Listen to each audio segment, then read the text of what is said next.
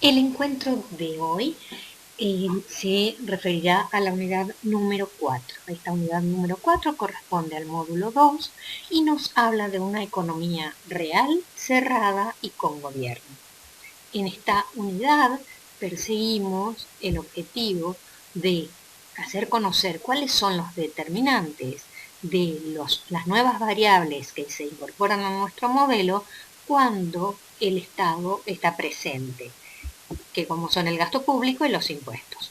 Y además ver cómo el Estado en nuestro modelo interviene o condiciona el equilibrio macroeconómico. Los supuestos en los que se asienta este modelo es que se trabaja en una economía real. Como dijimos en la unidad anterior, al hablar de una economía real, nos referimos a la generación de bienes y servicios, prescindiendo del dinero como una mercancía, sino que solo tendrá como función lubricar el sistema, facilitar el intercambio. La economía es cerrada, sigue siendo cerrada, es decir, que no es el país que estamos analizando, no se vincula con el resto del mundo, no hay exportaciones ni importaciones, ni salidas o entradas de factores productivos y sus respectivas remuneraciones. En este modelo, entonces, tenemos al gobierno que como tal será analizado desde su rol de generador de bienes públicos. En breve vamos a describir a los bienes públicos, vamos a caracterizar a los bienes públicos. Es decir, que el Estado puede generar bienes y servicios públicos y también algunos que podrían estar dentro de la esfera privada, por ejemplo, los servicios públicos. Es decir, que en nuestro caso vamos a analizar al gobierno solo desde el punto de vista de generador de los bienes públicos y no en su rol empresarial. Por el lado de la oferta agregada, diremos que el ingreso de las familias, entonces, se va a destinar a adquirir los bienes de consumo, a pagar impuestos y a ahorrar. Y por el lado de la demanda agregada o de la producción de bienes, se generarán bienes para que demandan las familias como bienes de consumo, bienes públicos que son los del Estado y bienes de inversión que son las demandas que hacen las empresas a otras empresas. En nuestro modelo de circulación económica o circuito económico simple vamos a tener las unidades iniciales de análisis y dijimos que los factores productivos, la utilización de estos factores productivos genera el valor agregado y sus retribuciones el ingreso de las familias, los bienes que producen las empresas y que son vendidos a las familias serán los bienes de consumo y lo que gasten las familias en la adquisición de estos bienes será el gasto que se hace en consumo. Incorporado el gobierno, entonces el gobierno genera bienes públicos que implicará el gasto público del gobierno, como veremos enseguida, y este se financia con impuestos que las familias pagan y se denominan impuestos directos y las empresas también pagan impuestos que se denominan impuestos indirectos porque al ser recargados sobre el precio final o de venta terminan recayendo en las familias. Es por esto que se denominan indirectos. Y como en todos nuestros modelos de circulación tendremos la unidad de cuenta, es decir, las empresas generan bienes de inversión que entregan a otras empresas y esta inversión se va a financiar con el ahorro del gobierno y el ahorro de las familias.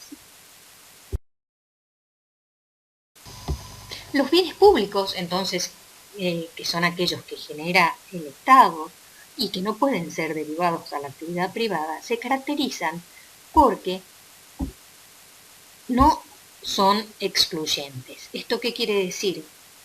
Que no hay que pagar un precio para gozar de ellos. A diferencia de los bienes privados o de los bienes económicos, que para acceder a ellos debemos pagar un precio. Recuerdan ustedes que la definición de la función de demanda decía que la demanda de un servicio era el conjunto, eran las diferentes cantidades que un consumidor o grupo de consumidores estaban dispuestos y en condiciones de adquirir. Es decir, que debían tener el dinero suficiente como para poder adquirirlo. En caso de no tenerse dinero, el mercado excluye a esas personas. En el caso de los bienes públicos, esto no ocurre. No es necesario pagar un precio para acceder a ellos. Otra de las características es que se pueden consumir conjuntamente. Ejemplos de los bienes públicos físicos son, por ejemplo, las plazas, las calles, los puentes. Que una persona cruce un puente no implica que otras personas no puedan cruzar simultáneamente ese mismo puente. De la misma manera, si uno va a una plaza, otras personas también pueden ir a su plaza. Es decir, que conjuntamente se consumen los servicios de estos bienes. Por otro lado, los bienes públicos no son divisibles. No podemos evaluar qué utilidad nos da cada unidad consumida de estos bienes, y al no tener esta característica, que es la que nos permite hablar de la ley de las utilidades marginales decrecientes y cómo esto incide finalmente en determinar la demanda de un bien, estos bienes públicos no van a tener demanda, de manera tal que tampoco tendremos el ingreso marginal y en consecuencia no podremos determinar el precio de estos bienes públicos para poder cuantificar. Entonces, ¿cómo se hace para cuantificar el valor o valorar estos bienes públicos? Se hace a través de un concepto que denominamos gasto público o inversión pública, de acuerdo a los diferentes autores que ustedes analicen, y este gasto público se mensura por el costo de generación de estos bienes públicos. Este costo de generación de los bienes públicos aparece en el presupuesto nacional que anualmente se aprueba, se presenta en el mes de septiembre de cada año al Congreso de la Nación, y en este presupuesto está cuantificado el monto del gasto público. Ese gasto público en el corto plazo depende de decisiones políticas, de acuerdo a la ideología política del partido gobernante. Ese gasto público será mayor o menor. Hay gobiernos que son más liberales y prefieren tener un gasto público pequeño, y hay gobiernos que son más intervencionistas y prefieren tener un gasto público mayor. En general tiene que ver este gasto público con el entendimiento que el gobierno tenga respecto de los derechos de la población. Entonces, al ser una decisión política, el gasto público no tiene que ver con el producto del país, sino que es una función autónoma o externa del ingreso o del producto del país.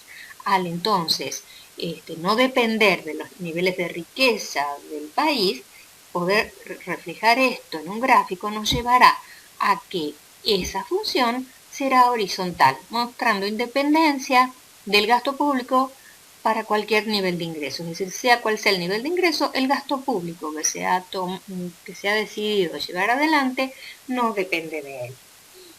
Cuando la autoridad económica, a través de las leyes, resuelve aumentar el gasto público, esta recta se desplazará paralelamente hacia arriba.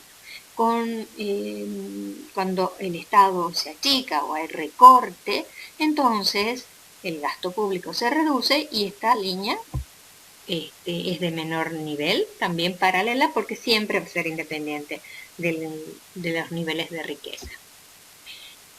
Acá vamos a tener un gráfico que muestra cómo se modificó el gasto público en los diferentes gobiernos. Fíjense que en todos los casos este gasto en relación al ingreso, como proporción, como porcentaje, muestra que siempre está por encima del 15% del ingreso.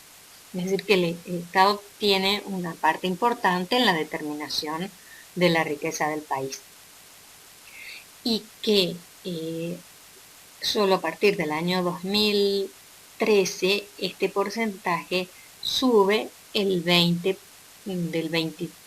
22%. Es decir, siempre se ha mantenido por debajo del 20% en términos generales. Acá el gráfico muestra diferentes presidencias. En la presidencia de Menem tuvo como tendencia un aumento. En la presidencia de la Rúa, si bien hay leve aumento, pero prácticamente se amesetó. En la presidencia de Duhalde primero baja. En la presidencia durante el periodo kirchnerista baja primero hasta el 2017 y luego sube significativamente. Y el primer año del gobierno macrista se ve un ascenso. Queda para ustedes averiguar qué ha pasado en estos últimos años respecto del gasto corriente, o sea, el gasto del funcionamiento del Estado. En este gráfico lo que hay es una comparación de cuánto ocupa el gasto público respecto del país en diferentes países del mundo. Fíjense que Argentina, que es la que tiene la barra roja, y acá tiene el gasto total, o sea, no solamente el gasto corriente, sino también el gasto financiero, está entre los primeros países. Los últimos, que son Finlandia, Bélgica, Suecia, Dinamarca, tienen un peso del sector estatal muy alto, que también veremos más adelante que se condice con los niveles de recaudación de estos estados, y también veremos en la unidad número 10 que estos países que tienen ese gasto público tan alto son los que mejor posición tienen a la hora de medir el índice de desarrollo humano. Acá tenemos otro gráfico que habla de este presupuesto consolidado con o sin empresas públicas, estas empresas que podrían estar en el ámbito privado. Entonces, el gasto público se eleva mucho cuando los gobiernos financian a estas empresas. ¿Por qué hacen esto si podrían estar dentro del ámbito de lo privado? Podemos preguntarnos. Pero en general estas empresas tienen que ver con el entendimiento que es el Estado el que debe colaborar para que estos servicios lleguen a la mayor cantidad de la población posible. Por ejemplo, la luz, y en general se tratan de servicios que están fuertemente subsidiados, y entonces si están en el ámbito privado esto se hace más difícil. Respecto de gastos del capital, es decir, cómo crece la capacidad productiva de el capital de la sociedad respecto de infraestructura, vemos que entre el año 2015 y 2016, Argentina, que es el cuarto país que aparece mirando la lista de abajo hacia arriba, en este país operó una leve disminución de 0,5%. Respecto del gasto social, ¿esto qué es? El gasto que se hace en previsión social, en asignación universal por hijos. Comparando esto entre distintos países, vemos que Argentina está bastante al final de esta lista. Y si ustedes miran los países que están primeros, son los que tenían aquel gasto público más alto. Todo esto entonces refiere al gasto público en el corto plazo. ¿Qué ocurre en el largo plazo? En el largo plazo, el gasto público va a depender de cómo aumente la población, es decir, cuál es el crecimiento vegetativo de la población. Si hay más personas habitando el país, entonces necesitaremos, si está dentro de los bienes públicos la educación, tener más escuelas, más hospitales, de manera tal que si aumenta la población, el gasto público también va a aumentar. Pero además, si un país se hace más rico, seguramente tendrá mayor capacidad de pagar impuestos a la población y en consecuencia podrá aumentar el gasto público. Entonces, a mayor riqueza del país, mayor gasto público. Entonces, en el largo plazo, el gasto público va a depender de la población y del PBI. Hoy lo que se trata es que la proporción, el gasto público per cápita, la proporción de gasto público sobre el producto permanezca constante en el largo plazo. Es decir, que esta proporción que veíamos que podía ser del 20 y tanto por ciento en Argentina, en el largo plazo digamos, se mantenga constante.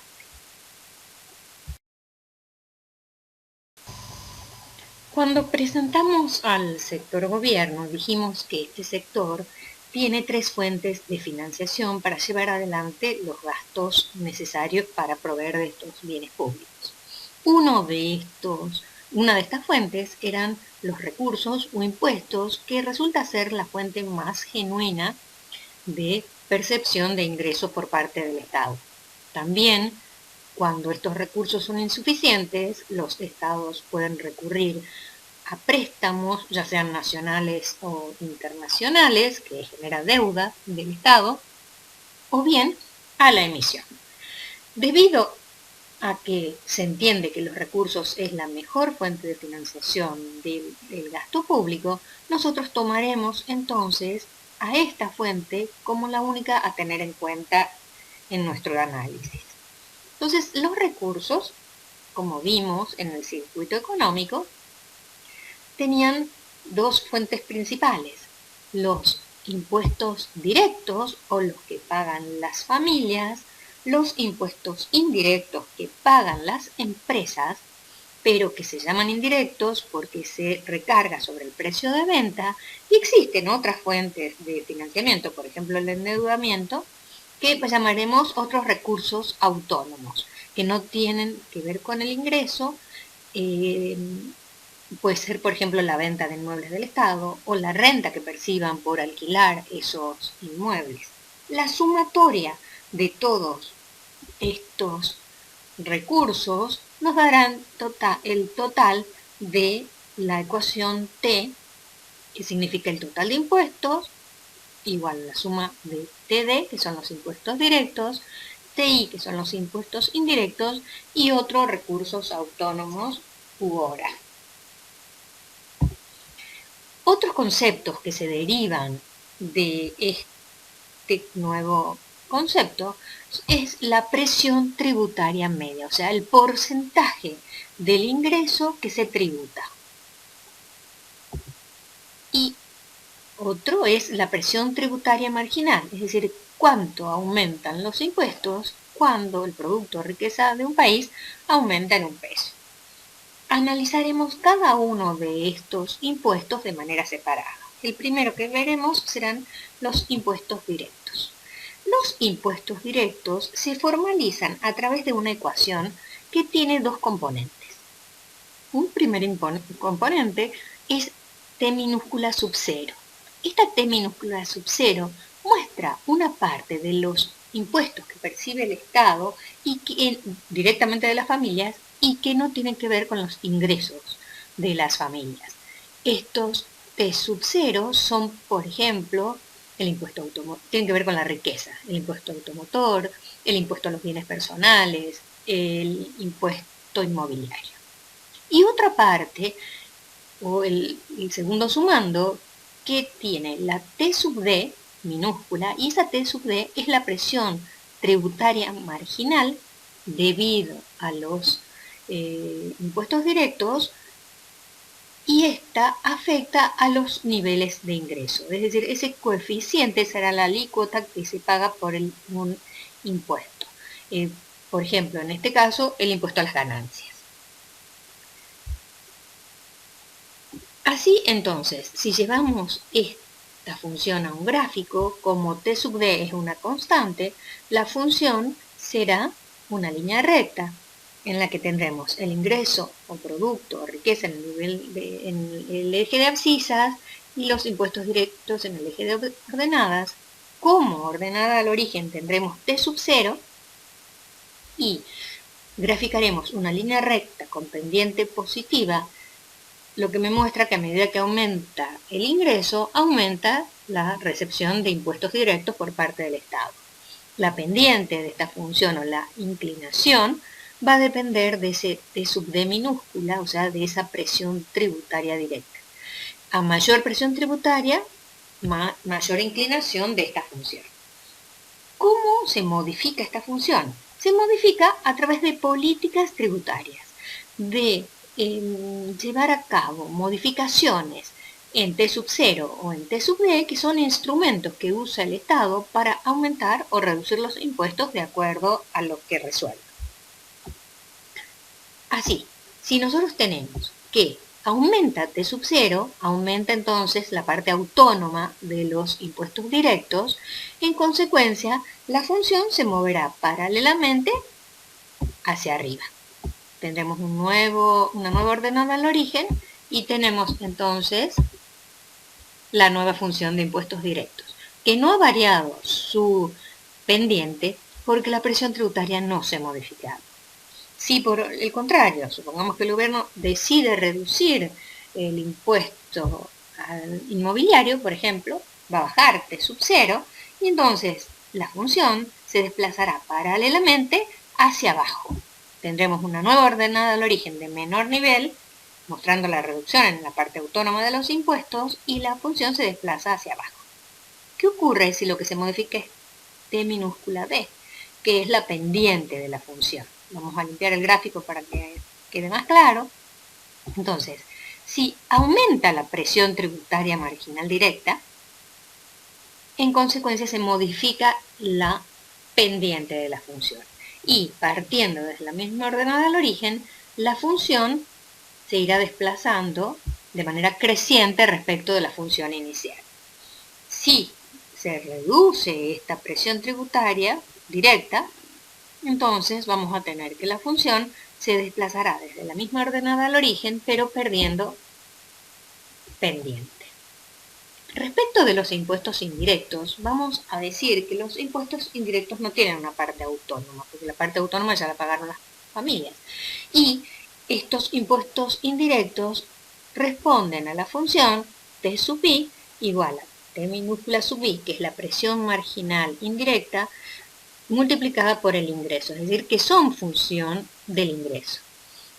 Como T sub i y y son positivas, 0 positiva y, la función se graficará también en el eje de abscisas el ingreso, en el eje de ordenadas los impuestos indirectos, y esta función va a tener pendiente positiva igual a T sub i y va a partir del origen. Entonces, ¿cuándo se va a modificar esta función? Cuando el Estado, a través de políticas tributarias, modificando la presión tributaria indirecta, la aumente o la reduzca. Ejemplos de presión tributaria indirecta es, por ejemplo, el IVA, el impuesto al valor agregado. Si tenemos en cuenta que hace una semana o dos se bajó el IVA a bienes de primera necesidad como la leche y el pan a la mitad, de 21% al 10,5%, la función perderá pendiente. Pero si se resolviera subirla, entonces nosotros tenemos que al subir la presión tributaria indirecta, la función va a partir del origen y va a mostrar una mayor inclinación. Cuando se reduzca, como en el caso del ejemplo, la función va a perder pendiente. El otro componente de los recursos son los otros recursos autónomos. Estos otros recursos autónomos son marginales respecto a los ingresos, es decir, representan muy poca cuantía y no tienen que ver con los niveles de actividad económica, son independientes. Y como ya vimos en otras funciones, mostrar la independencia de esta respecto del ingreso nos lleva a graficar una función horizontal, una línea horizontal que nos muestra la independencia de los otros recursos autónomos respecto del eje de las abscisas, del ingreso. ¿Cuándo va a aumentar esta función? Cuando existan otros recursos autónomos. Por ejemplo, cuando se privatizaron empresas, entonces había más recursos para el Estado y la función se desplazó paralelamente hacia arriba. Cuando, por ejemplo, se blanquearon capitales, también hubieron otros recursos autónomos extra y la función se desplaza hacia arriba. Estos recursos autónomos pueden disminuir también por una decisión de política tributaria, cuando, por ejemplo, se dejen de alquilar inmuebles y, en consecuencia, estos recursos disminuyen. Es decir, que los impuestos serán igual a la sumatoria de todos estos impuestos.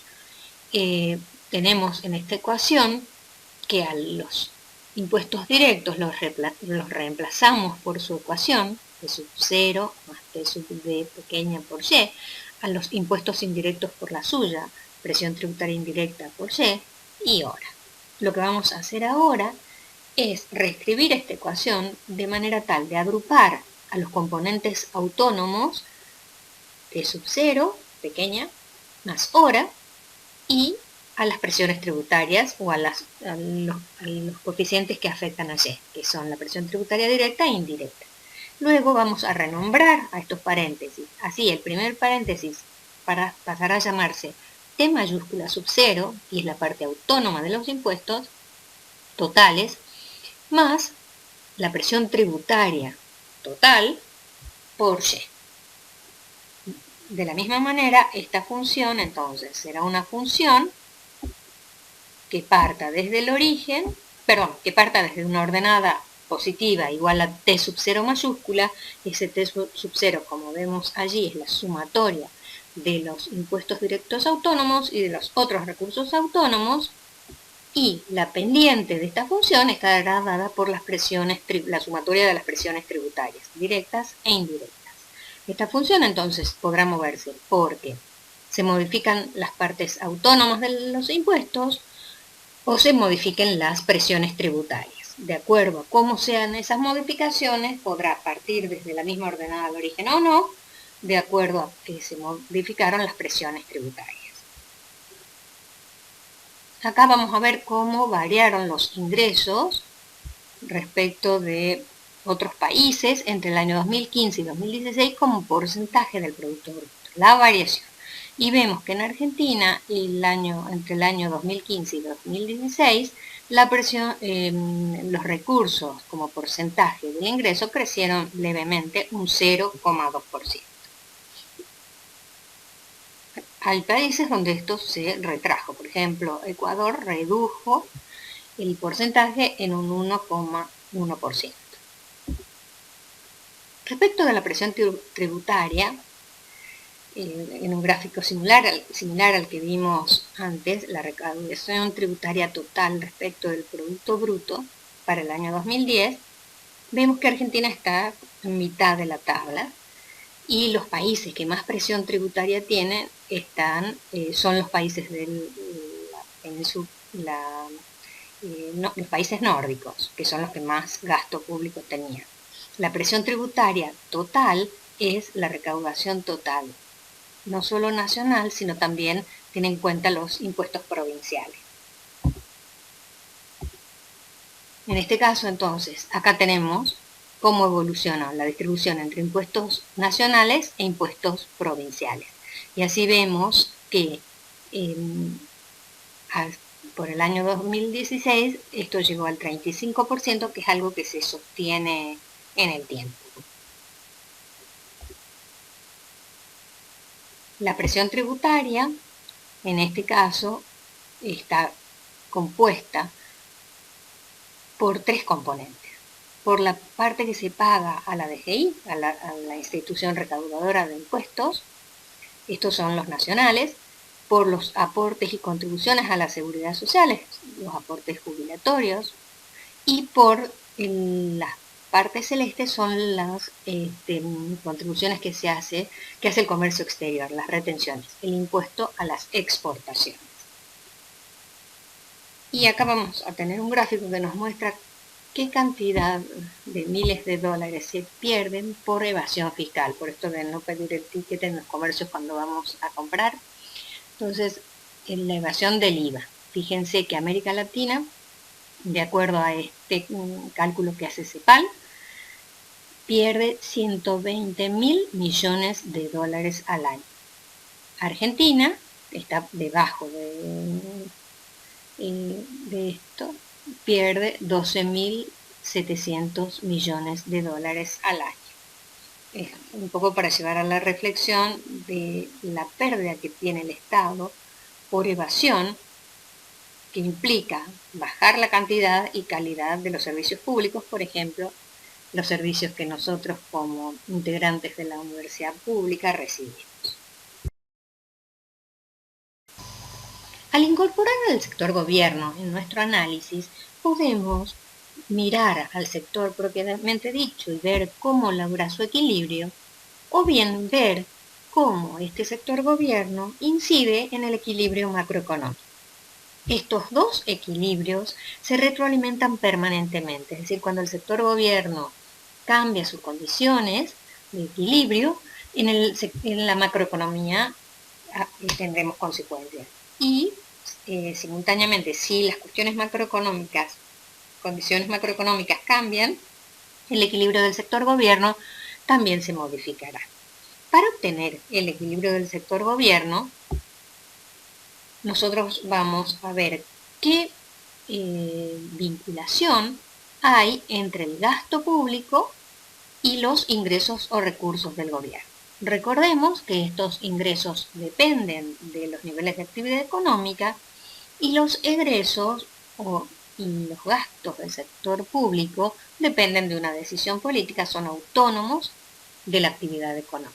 Luego, entonces, de acuerdo al resultado de ver si los ingresos son mayores, menores o iguales al gasto público, tendremos la situación fiscal del país. Así, llevado esto a un gráfico, vamos a tener el ingreso en el eje de las abscisas e impuestos y gastos en el eje de ordenadas. Vamos a graficar la función de impuestos, que de acuerdo a la sumatoria de las presiones tributarias o a la presión tributaria total tendrá la pendiente de esta función, y vamos a superponer la función del gasto público, una línea horizontal. Lo que podemos observar en un nivel de actividad económica como Y es que el gasto público y los impuestos en ese punto son iguales, es decir, que se da el equilibrio fiscal. Este equilibrio fiscal ex ante está reflejado en la ley de leyes o el presupuesto nacional. En ese presupuesto nacional entonces se dice cuánto se va a recaudar y cuánto se va a gastar. Y ese presupuesto tiene que ser equilibrado. Si tomamos otro nivel de actividad económica, y en ese punto el Estado está en equilibrio. Si tomamos otro nivel de actividad económica, como Y', que es menor al primer nivel de actividad económica, supongamos que el equilibrio macroeconómico está en Y', ¿qué observamos? Que el gasto público para ese nivel de Y supera a los recursos, es decir, que se está gastando más de lo que se recibe. En este caso se dice que hay déficit fiscal, que es un problema de larga data en nuestro país y que aqueja a muchísimos países, porque o bien tienen que recurrir a emisión o bien tienen que recurrir a deuda. ¿Qué pasa si el nivel de actividad económica de equilibrio, el macroeconómico, está en un nivel mayor a Y? Podemos ver que en Y doble prima los recursos superan al gasto. En este caso se dice que existe superávit fiscal.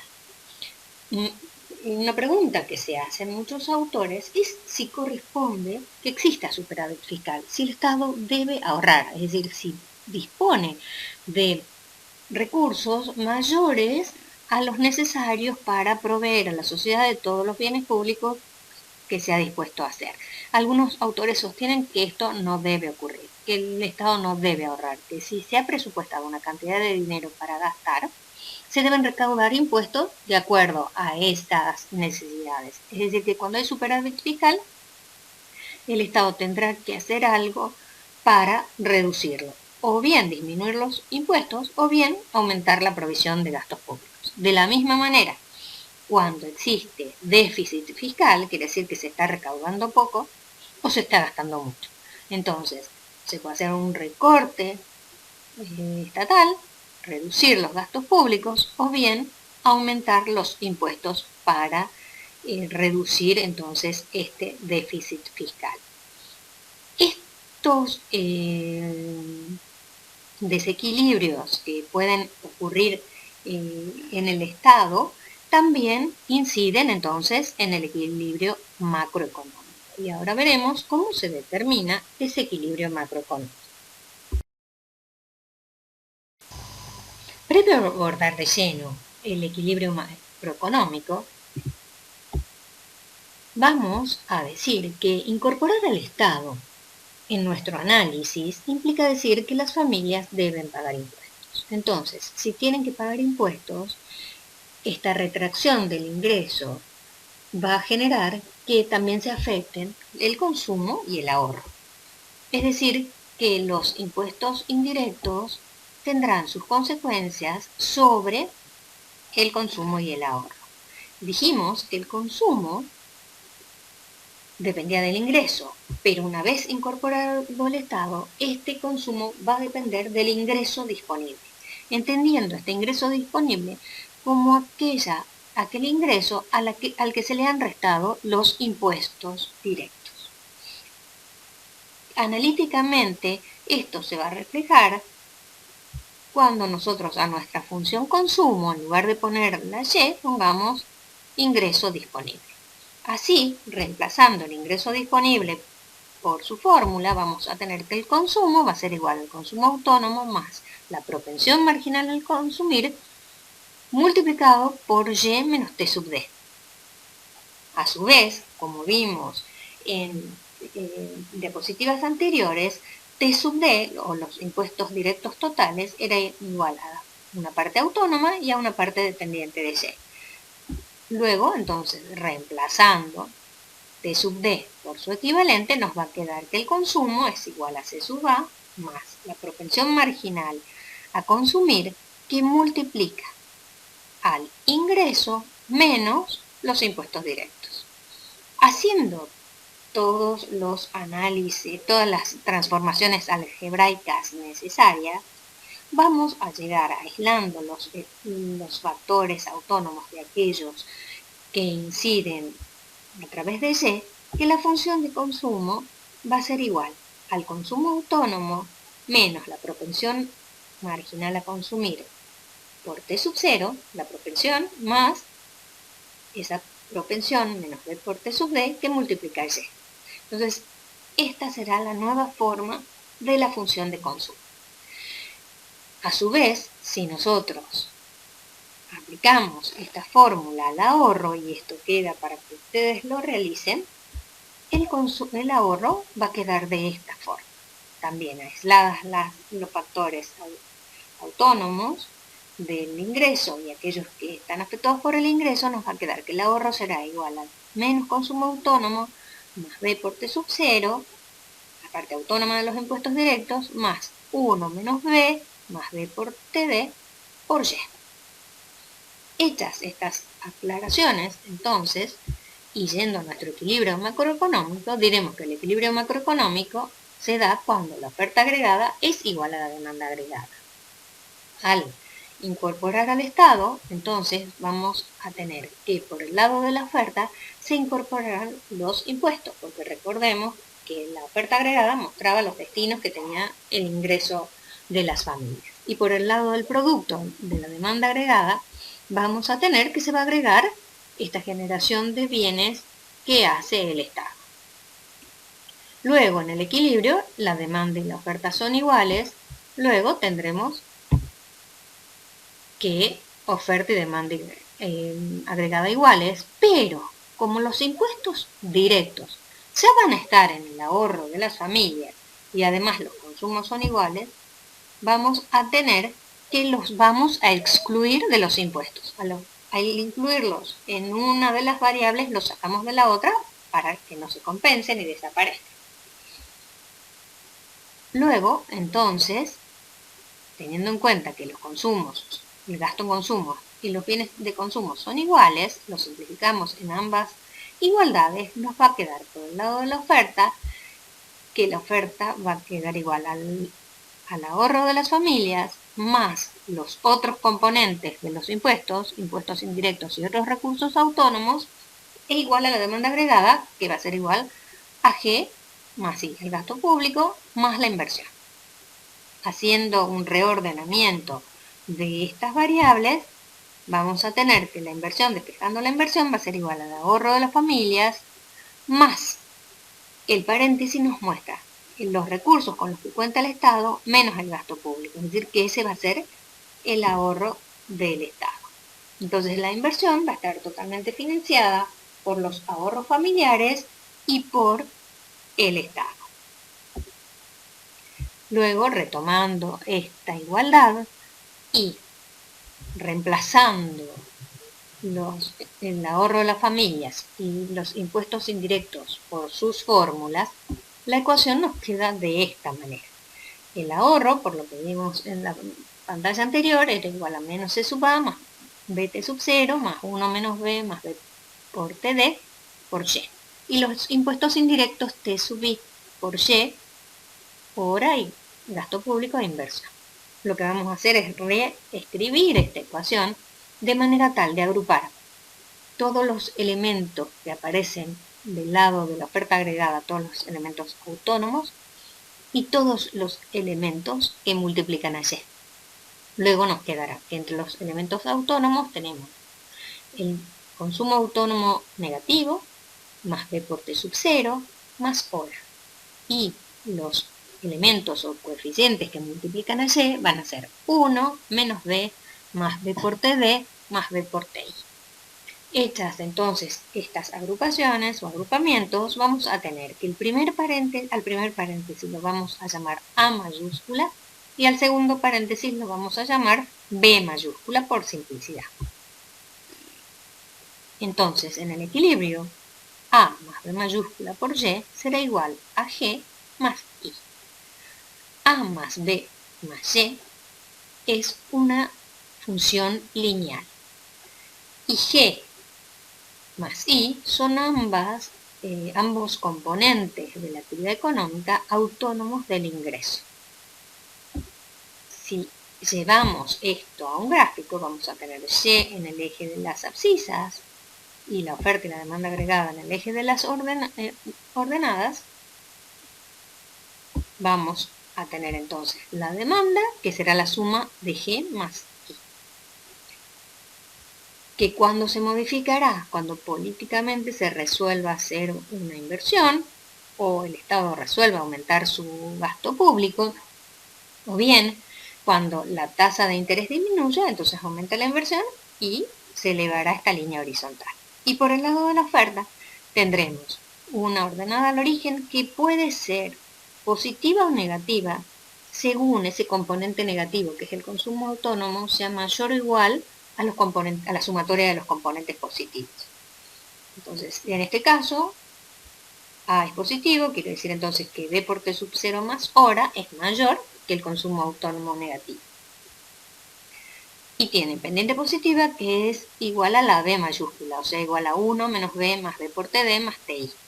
Es decir, que en esta nueva función hemos incorporado los componentes que representan al Estado interviniendo en la macroeconomía. Luego tenemos que el equilibrio macroeconómico se da cuando la demanda y la oferta son iguales. En este caso será esa Y sub B, Y de equilibrio o demanda efectiva. ¿Cuándo va a variar ese equilibrio? Puede variar entonces, y para esto haremos un análisis parcial, y partiendo de un equilibrio como el graficado en la pantalla a la izquierda de la pantalla, vamos a suponer que este equilibrio se va a modificar porque se modifica la demanda agregada. Dijimos que la demanda agregada se modificaba porque aumentaba la inversión, aumentaba el gasto público. Pueden aumentar los dos componentes, la inversión porque disminuyó la tasa de interés o porque las empresas encontraron una oportunidad que les parece importante aprovechar, o bien por la decisión política. Cuando el gasto público aumenta por una decisión política, esta modificación de esa variable implica hacer política presupuestaria. Hacer política presupuestaria o política tributaria, es decir, modificar impuestos o modificar el gasto público, nos habla de realizar políticas fiscales.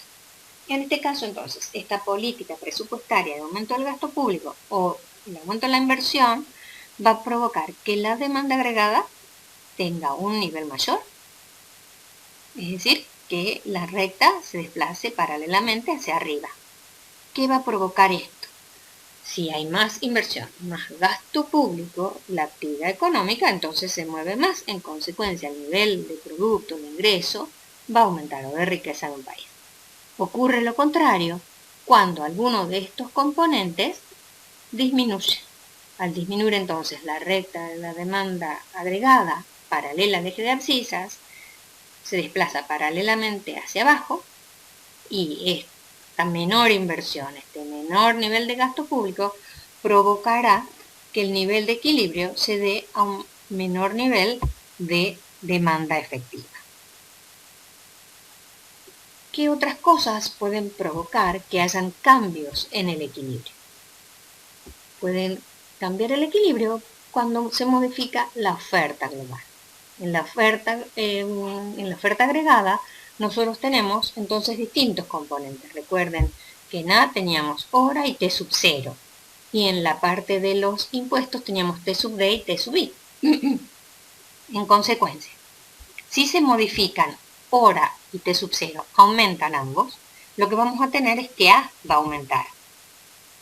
Y si se modifican T sub D o T sub I pequeñas, las presiones tributarias directas e indirectas, lo que se va a modificar, se aumentan, es que aumente B, la pendiente de la oferta agregada. Entonces, esto, ¿qué va a ocurrir? Estas políticas tributarias van a hacer que esta oferta se desplace hacia arriba y con mayor pendiente. Va a tener una ordenada al origen mayor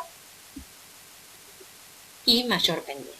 ¿Qué va a provocar que haya mayor captación de impuestos de parte del Estado en la comunidad? Que el equilibrio se dé a menor nivel de actividad económica o menor nivel de riqueza, porque esta retracción de dinero del circuito económico lo que hace es que las personas consuman menos.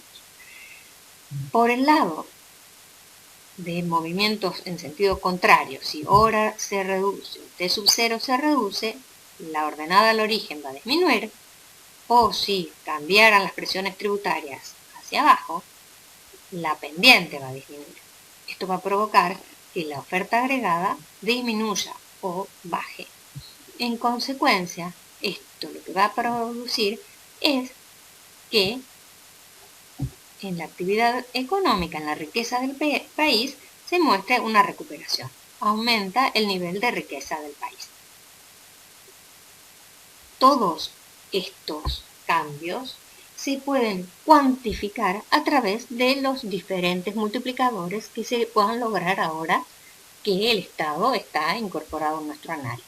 Así, si nosotros despejamos Y de la ecuación que presentamos en una de las filminas anteriores, Y nos va a quedar A1 sobre 1 menos B más B por TD más TI, y ese denominador no es otra cosa que la B mayúscula, que estaba multiplicando a Y. Además, en la oferta agregada teníamos al consumo autónomo sumando, restando, va a pasar sumando. Y a B por T sub 0 más hora estaban sumando en la oferta agregada, pasan al otro miembro restando. Luego, podemos pensar si el B mayúscula es estable, es decir, no se modifican ni T sub D ni T sub I por políticas tributarias. Y la propensión marginal a consumir es un elemento que está muy determinado por los hábitos y costumbres de las personas, de manera tal que no es muy fácil modificar eso, en el corto plazo no se modifica. Podríamos pensar entonces que Y se va a modificar porque se modifican algunos de los componentes autónomos. Entonces el cambio en Y podría estar dado por el cambio en el consumo autónomo, por el cambio en el componente autónomo de los impuestos directos, por modificaciones en otros recursos autónomos o por el cambio en el gasto público o el cambio en la inversión. Previo a seguir con el análisis, diremos que el cambio en el consumo autónomo también es igual a 0, porque también el consumo autónomo tiene que ver con hábitos que están fuertemente arraigados en la población, de manera tal que no es sencillo y por necesidades básicas, de manera tal que no es sencillo modificar esto. No podemos dejar a las personas que no consuman lo básico para la vida, de manera tal que ese cambio en el consumo autónomo siempre será igual a cero. En consecuencia, cambio en Y se dará porque se modificó la parte autónoma de los impuestos directos, porque se modificaron los otros recursos autónomos, porque se modificó el gasto público o porque se modificó la inversión.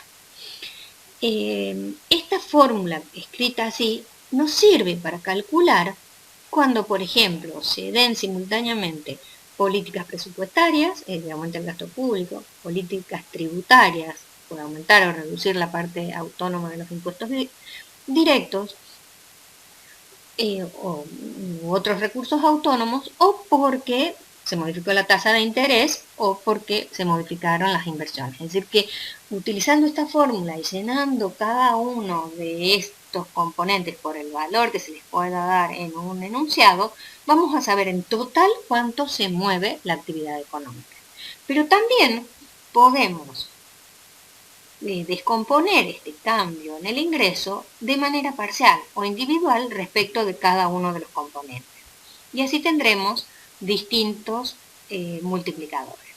Una primera aclaración: el cociente 1 sobre la B mayúscula o 1 sobre 1 menos B más B por TD más TI lo vamos a llamar K.